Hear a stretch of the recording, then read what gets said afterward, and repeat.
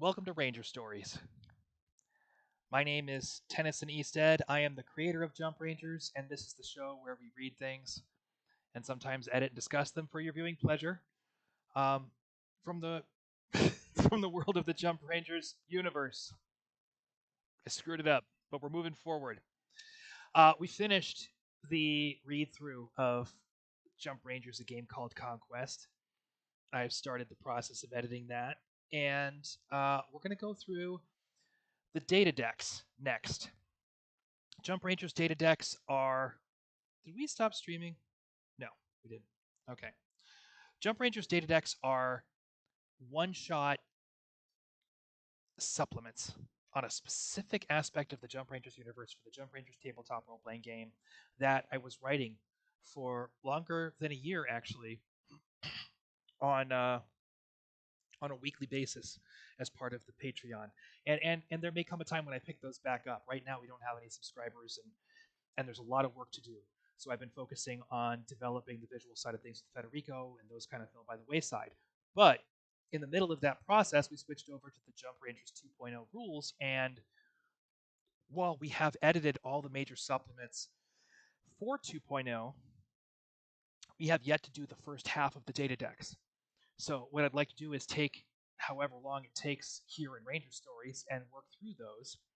And among other things, that's going to give us the opportunity to discuss little known aspects of Jump Rangers lore. It's going to give us the opportunity to discuss maybe some mechanics of the game that we haven't gotten into. It's going to give us the chance to talk about storytelling in general. So that's the plan. We're just going to start at the top and work our way through. What do you say about that, Rangers? So maybe we'll do one today. Maybe we'll do more than one. Let's see how we fare. Data deck file 1 is called Gale Bear. So, Gale Bear. Despite her talent and love for mischief, or perhaps because of it, this fluffy robotic bear is constantly getting assembled in colony tech shops as a gift, as a toy for little children. As a toy for little children. Gale Bear is programmed to seek out and execute naughty or dangerous activities in order to teach children valuable safety, accountability, and communication skills in a hostile and unpredictable galaxy.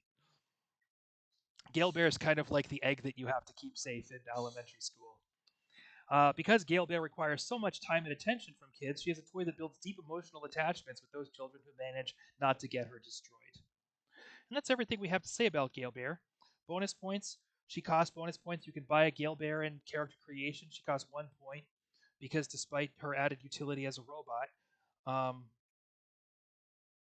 because of the trouble this toy is known to cause. Gale Bear has 1 die of body, 1 die of heart, 1 die of mind, and robots only have training. They don't have virtues. That's what makes them robots. So I'm just going to see if any of these need to be deleted. We have climbing, games, hiding, mischief, running, and sneaking. I think we can delete sneaking. I don't think Gilbear needs to be good at sneaking.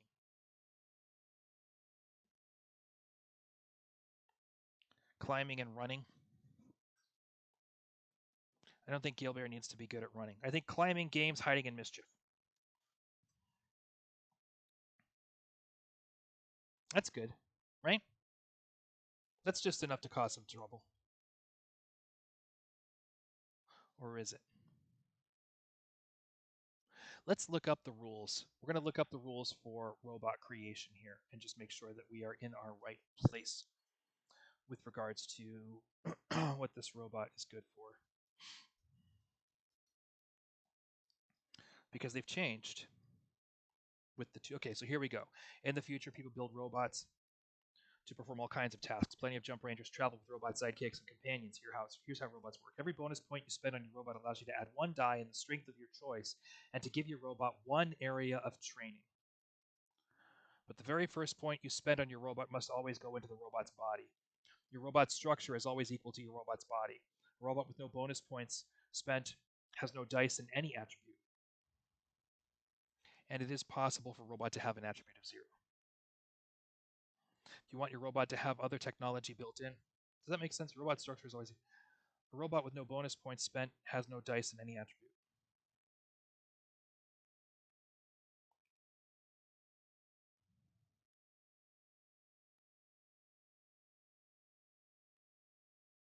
I don't think that sentence makes any sense. So we're just gonna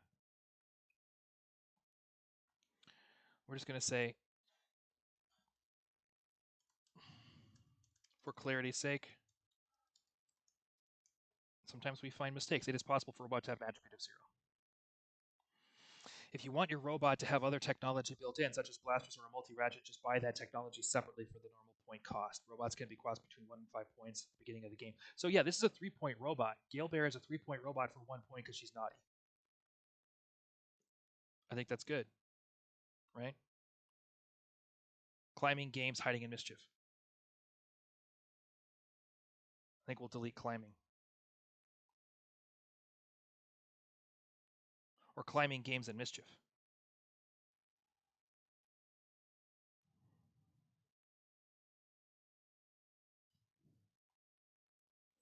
Climbing, games, hiding, and mischief.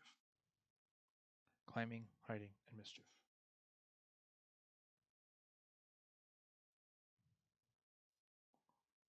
I think we're just going to go climbing, games, and mischief. We don't need Gale Bear to hide. She gets in more trouble if she doesn't hide. Okay.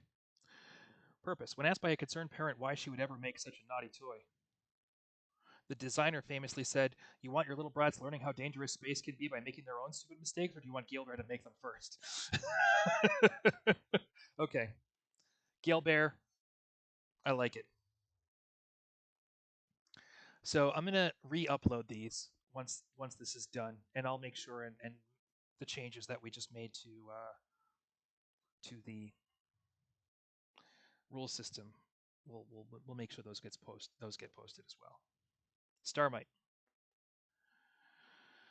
Datadeck 2, Datadeck File 2, Starmite. These data decks, by the way, are available to anybody with a subscription, so $5 a month. And there's the whole book was written out in data decks. Apart from those, there's at least 55, and each of them deals with one small aspect of the Jump Rangers universe. Some of them even revolve around how to, like, storytelling tips and tricks and things like that. There's all kinds of different things in there. The other thing I will say is that some of these data deck files will get compiled into larger books for sure. In these data decks, I have more than enough information to build a Saurian source book. Absolutely. And also, I've been using the data decks as a primary source for the Loom campaign, which will eventually be a source book that I am running for the Rookies, which is the game that I run on Mondays at 5.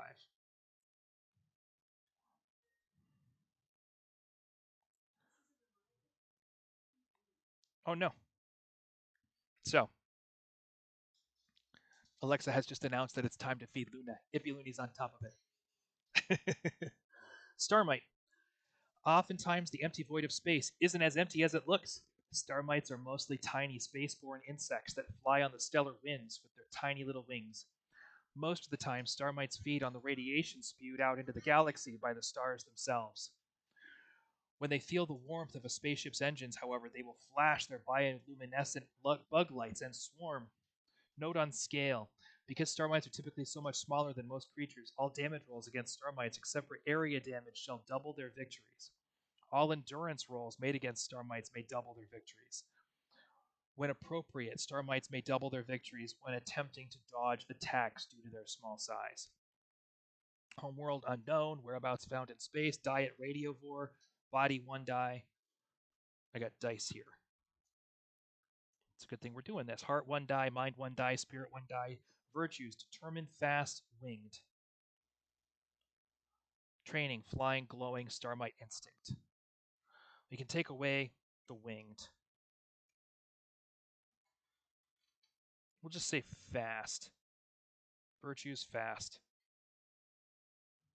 Flying, glowing, starmite instinct.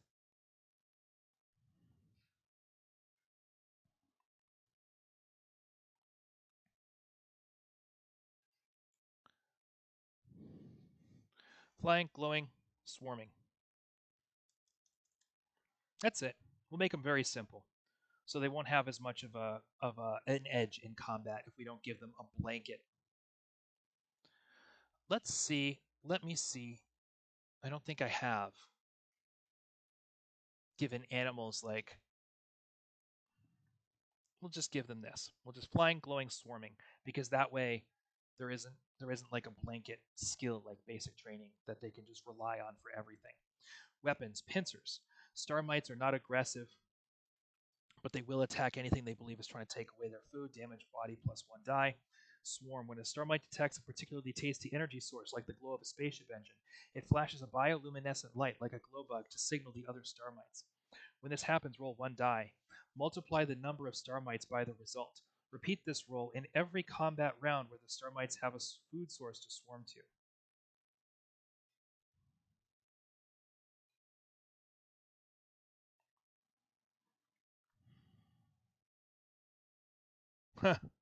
For every 10 star mites, one of the star mites will be the size of a sandwich and will not suffer penalties or bonuses for scale. For every 100 star mites, one of the star mites will be the size of a person, will not suffer penalties or bonuses for scale, and will have a body of 4 dice.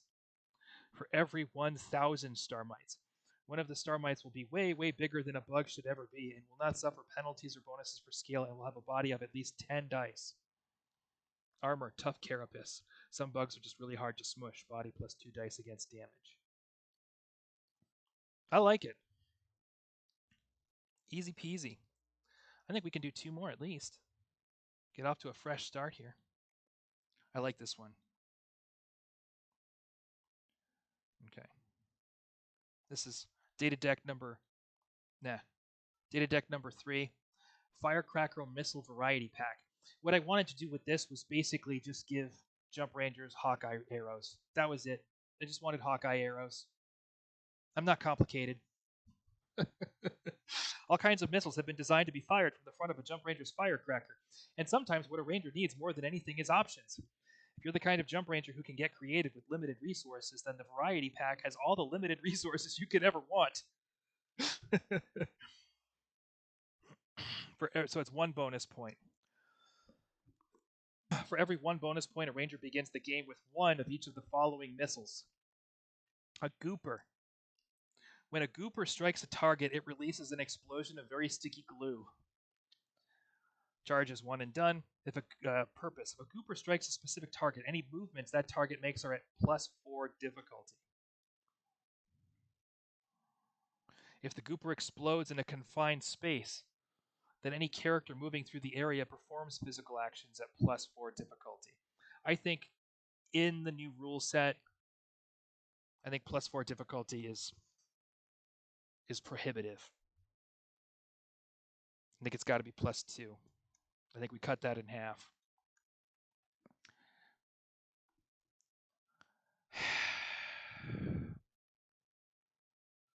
But +2 difficulty would be a lot for an undersword to strain against. You could really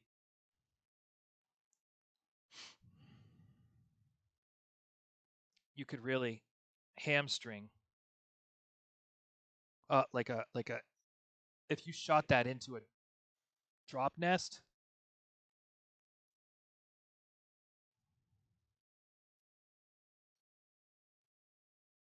It's +3. It's +3. We're gonna just take 1 away.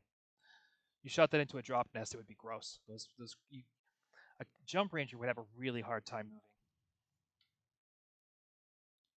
Homer. Once a Homer is instructed to follow a communication signal and is shot from a firecracker, it uses Buster software to home in and either strike its target or land nearby. Every Homer has a small cargo bay roughly the size of a healthy mouse, as well as an external clip to which objects may be, well, obviously they can be clipped. You can clip things to the Homer, is what we're telling you. 1 and done. Purpose. Homers are built to carry small cargo loads or to tow them at high speeds to the target of a ranger's choosing. For the purposes of forward thrust or pulling a payload, homers have a body of 5 dice. For all other purposes, homers are considered to have a body of 1 die. Buster software is used to pilot a homer, and all appropriate strengths and training apply. After 5 combat rounds of flight, a Homer will run out of fuel. I think that's great. Jammer. Shot from a firecracker and detonated on command or impact, a jammer explodes in a cloud of reflective particles that disrupts all form of communication. If a jammer is detonated, the cloud will stop all communication in the immediate area by the beginning of the next combat round. I like it. A jiggler. When a jiggler strikes a target, it deploys chemicals that instantly form a gelatinous blob the size of a house that will safely absorb, slow, and stop any objects that slam into it, fall into it, or otherwise collide with it. One and done is the charges. Purpose: any characters, creatures, or vehicles colliding with the deployed jiggler are considered to have a 10 dice of armor for the purposes of absorbing collision damage. After that, the jiggler is considered to have a body of 10 dice for holding that character or object in place. At the very end of the next combat round, the jiggler will dissolve into slime. 10 dice is too many. 10 dice is too many. We're going to drop it by 2. It should be able to catch a human and hold a human. 8 dice is all the body you need, right? So it's like having a person to absorb your I think that's good. Stinker. Almost every living thing has a sense of smell. If you're using stinkers in the field, seal up your spacesuit first. Charges 1 and done. Any organism breathing the air in an area where a stinker has been detonated must perform all actions at +2 difficulty. Anytime that character fails to meet the difficulty of their action, they will spend that combat round incapacitated with retching and vomiting. Leaving the area will allow the character to act as normal after 1 combat round of rest.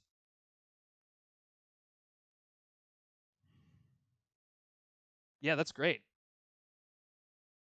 No notes on that one. Should be it should be +2 difficulty. That's a good modification. Yeah. That's the firecracker missile thing. Achilles Motopack. The Achilles Motopack. The Achilles is a small, high-speed, all-terrain motorcycle. Using the latest in transformation technology, the Achilles Motopack collapses into a backpack small enough to be worn and carried by a jump ranger. When stored, the wheels of the Achilles give the motopack a distinct circular shape. Deploying or stowing the Achilles takes 1 combat round. Capabilities: front-facing blasters, precision maneuvering, turbo speed. We're going to get rid of the front-facing blasters as a capability. And the precision maneuvering as well. Turbo speed. Structure, 3 dice. Turbo speed. 3 dice of structure. Buster, no. Crew, 1. Passengers, no. Ejection, no. Twin blasters. Far less powerful than the heavy powered blasters of larger craft, these weapons are light enough to be fired without losing control of the vehicle. Damage 9 dice. Let's just check and see if that's still true, or if weapons have gotten a little de-escalated, because I think they might be. Tools of the trade. Let's see what the weapon damage on a Minotaur is. It should probably be the same lasers.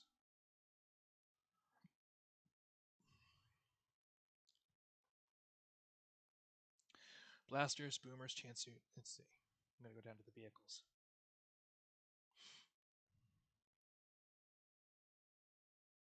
Vehicles. Let's see here. This is kind of fun. Crashing.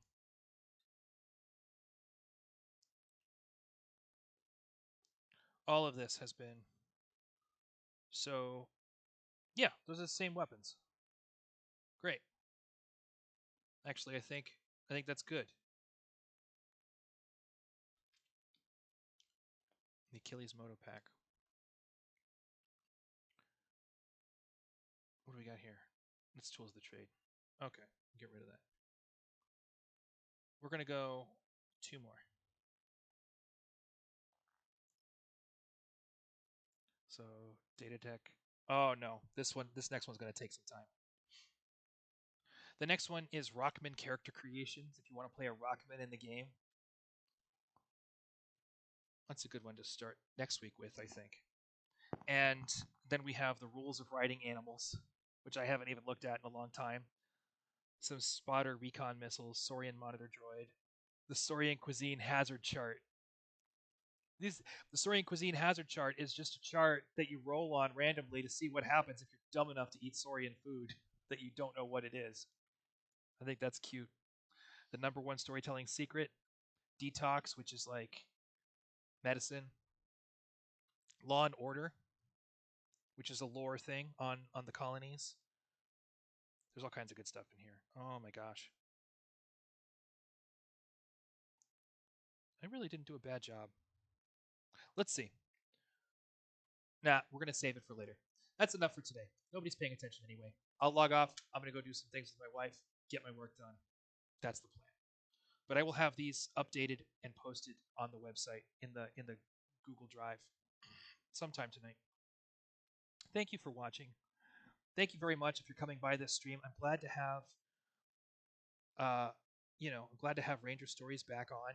I think that there's some good stuff coming. We'll work through these data decks, and I don't know what's going to come next, but we'll do something. And in the meantime, we have metagame on Saturday.